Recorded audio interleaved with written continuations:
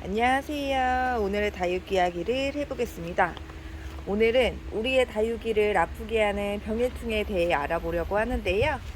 한번 어떤 종류가 있고 어떻게 해야 생기는 아이들인지에 대해서 알아보도록 하겠습니다. 한번 가보실까요? 이제 병해충이 생기면 입에 이상한 반점이 생기고 뭐 흰색, 금색으로 마른다든지 이제 갈색으로 변한다든지 이제 입색이 변하고 구멍이 나거나 입에 기형이 생겨요. 이제 입 모양이 왜 이러지? 좀 이상한 아이들이 있어요. 여기 보시면 라울도 이렇게 보시면 이렇게 마른 이렇게 입이 마르거나 무르거나 이런 식으로 생기거든요. 이렇게 생기면 거의 벌레가 이제 병해충이 생겼다고 보시면 돼요.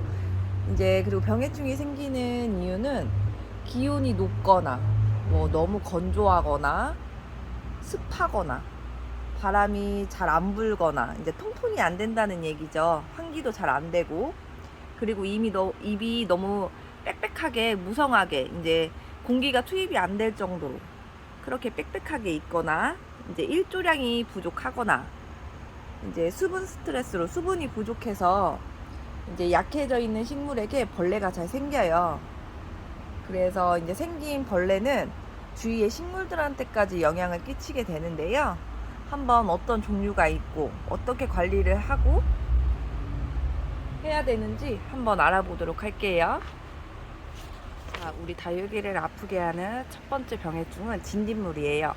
우선 진딧물이 생기면 입에 위축이 생기고 그리고 기형, 모형이 변해요. 그래서 그거를 보고 진딧물이 생겼다는 걸 알 수 있습니다.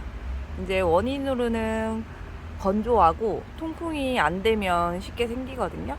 그래서 항상 통풍을 잘 시켜주고 건조하지 않게 해주셔야 돼요. 이제 예방으로는 목초액을 희석해서 주기적으로 뿌려주면 좋다고 합니다. 그래서 그렇게 하시는 분들도 꽤 있으신 것 같더라고요. 그래서 우선 이제 진딧물이 생기지 않게 하려면 이제 건조하지 않고 통풍이 잘 되게 환기를 잘 시켜주는 게 가장 중요한 것 같습니다. 그리고 또 두 번째로는 응애라는 병해충인데요. 입에 반점이 생기고 입의 색상이 변합니다.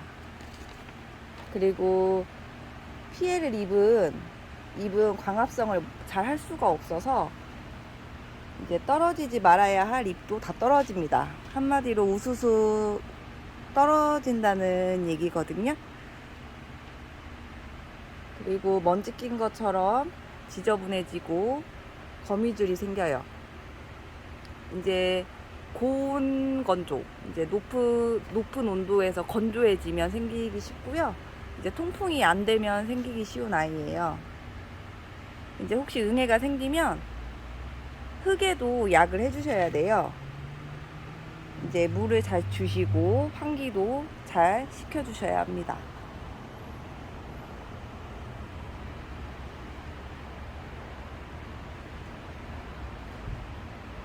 그리고 세 번째 병해충은 깍지벌레. 깍지벌레가 생기면 하얀 손뭉치가 생기고 끈끈한 액이 묻습니다. 그리고 하얀 벌레의 움직임이 보이는데요. 입에서 다육식물의 영양을 뽑아먹어서 식물을 약하게 만듭니다. 이제 깍지벌레가 생기고 나면 검정하게 변하는 부위가 생기는데요. 이게 깍지벌레의 배설물이에요. 깍지벌레의 배설물 때문에 이제 곰팡이가 생기기도 하거든요. 그래서 이제 그 검정 색깔 부위가 보이시면은 잘 제거를 해주시는 게 좋아요.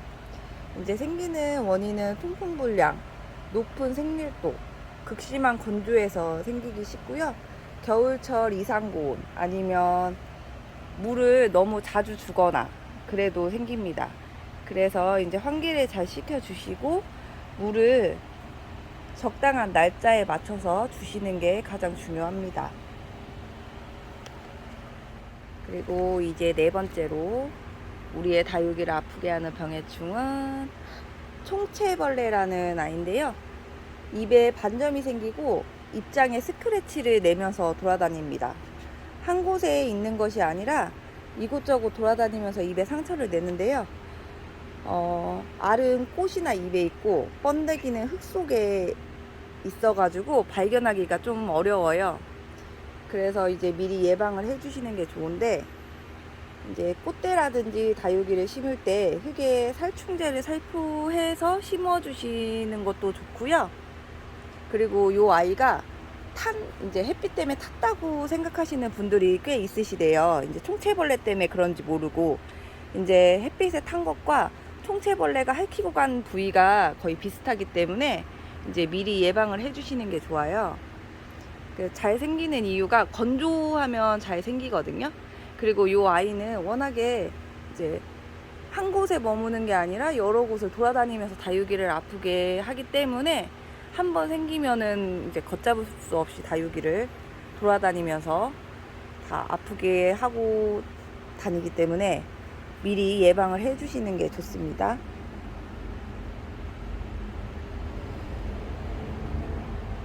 그리고 5번째는 뿌리파리라는 병해충인데요. 이제 뿌리파리는 낙엽과 같은 썩은 유기물을 좋아하고, 이제 다습하고 어두운 곳을 좋아한대요. 한마디로 뿌리에 피해를 준다는 얘기예요. 그 뿌리 안쪽에 있으면서 뿌리 안쪽부터 이렇게 피해를 주기 시작한다는 얘기인데, 이제 뿌리가 약해진 식물은 잘 자라지 못하고, 이제 잎이 마르기 시작하고, 이제 목대가 썩기 시작하죠. 그래서 생기는 원인으로는 뿌리의 고온 다습, 이제 습하면 물을 너무 자주 주면 생긴다고 보면 돼요. 그래서 물을 너무 자주 주거나 환경이 너무 습하거나 그러면 생긴다고 합니다. 그래서 예방으로는 적절한 물 관리가 중요해요. 물을 너무 자주 주시는 게 아니고 적당한 때에, 이제 보통 물 주시기가 어려우면은 날짜를 적는 것도 좋은데, 이제 다육이의 잎 상태를 보고 주시는 것도 좋아요. 잎이 조금 마른 것 같으면 그때 물을 한번 주실 때 조금씩 주시는 게 아니고 한번 주실 때 흘러내릴 때까지 흠뻑 주시는 게 좋거든요. 그리고 나서 2주 정도 후에 한번 주시면 돼요. 이렇게 물 관리를 잘 하는 게 중요한 것 같습니다. 그리고 6번째로는 탄저병이 있는데요. 탄저병은 곰팡이균의 일종인데 식물에만 영향을 주는 병이에요. 식물에 전염성이 있기 때문에 그대로 두면 다른 다육식물에도 전염이 되는데요. 이제 공기 중에 먼지를 통해 전염이 되기 때문에 환기와 통풍을 잘 시켜주는 것이 중요합니다. 이제 입장 끝부터 탄 것처럼 변하게 되는데요. 혹시 감염된 것 같다면 살균제를 사용해 주시고, 탄저병에 걸린 잎을 먼저 잘라 주신 후에 약을 해 주시는 게 좋아요. 이제 약을 먼저 해 주시는 것보다 탄저병에 걸린 부위의 잎을 잘라낸 후에 약을 해 주시는 게 좋습니다.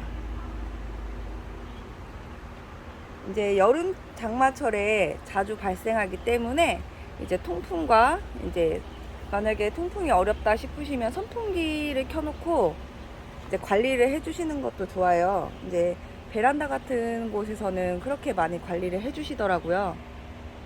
그래서 그렇게 관리를 해주시는 것도 중요하고, 이제 여름이 오기 전에 이제 살균제를 미리 살포를 해서 미리 뿌려서 예방 차원에서 관리를 해주시는 것도 좋습니다.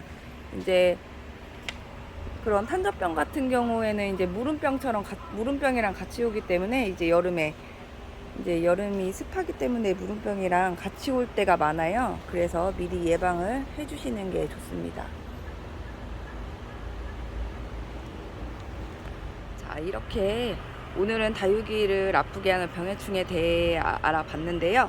요약을 해보자면, 이제 병해충이 최대한 적게 안 생기게 하려면 이제 통풍, 환기, 그리고 물 관리도 중요하다는 걸 알았죠. 이제 물 관리라는 거는 물을 너무 자주 주지 않고, 이제 베란다 같은 곳은 이제 문을 닫아놓거나 하면 습해지기가 쉽잖아요. 그렇기 때문에 창문을 열어서 잘 환기를 시켜주시고, 그리고 이제 만약에 그런 게 어렵다면 선풍기를 틀어서 이제 조금 다육이들을 시원하게 선선하게 만들어 주시는 것도 중요한 것 같아요. 그래서 이제 병해충 공부를 하다 보니까 이제 조금만 관리를 해도 다육이가 조금 더 건강하게 여름도 날 수 있고 겨울, 가을도 날 수 있다는 걸 알게 됐습니다.